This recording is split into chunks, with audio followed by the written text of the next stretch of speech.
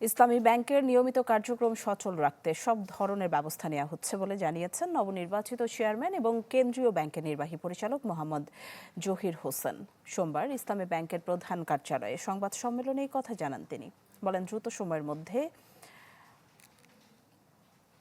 এ সময় গ্রাহকদের আস্থা দ্রুত ফিরিয়ে আনতে সব ধরনের পদক্ষেপ নেওয়ার কথাও জানান তিনি। বলেন, আমানতকারীরা তাদের স্বার্থ রক্ষার পাশাপাশি তাদের আস্থা ফিরিয়ে আনতে সব ধরনের কার্যক্রম গ্রহণ করা হচ্ছে। এদিকে সাবেক এমডি ওমর ফারুক খানকে পুনর্বহাল সহ 7 দফা দাবি জানিয়ে সংবাদ সম্মেলন করেছে ইসলামী ব্যাংক সচেতন গ্রাহক ফোরাম। সংগঠনটির সভাপতি বলেন, চেয়ারম্যানকে অপসারণ করলেও তাদের দাবিকে উপেক্ষা করে বাংলাদেশ ব্যাংক একপাক্ষিকভাবে পুরো পরিচালনা পর্ষদ ভেঙে দিয়েছে। গ্রাহকরা কিভাবে ব্যাংকের প্রতি আস্থা ফিরে পাবে সে ব্যবস্থা নেওয়ার পাশাপাশি এস আলমের পাচার করা টাকা ফিরিয়ে আনার দাবিও জানান তারা।